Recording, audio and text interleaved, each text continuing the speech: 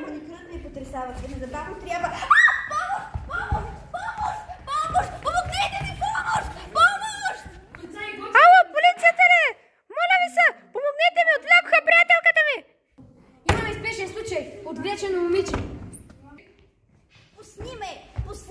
Тихо! Какво искате от мен? Тихо! До 2 часа искаме 2 милиона лева. Какво? Как съм сигурна, че тя е добре? 2 милиона за вас са нищо. Това е детска игра. До 10 минути ги искам. Искам да я чуя. Ето, говори с майка си. Ало, мамо, добре съм. Добре, миличка, дръж се. След малко ще дойда. Само ми кажете къде да дойда. Снещата е на летище София. До 2 минути да съм. 3. Идвам веднага. Внуквам ви. Миличка! Стой! Точно са.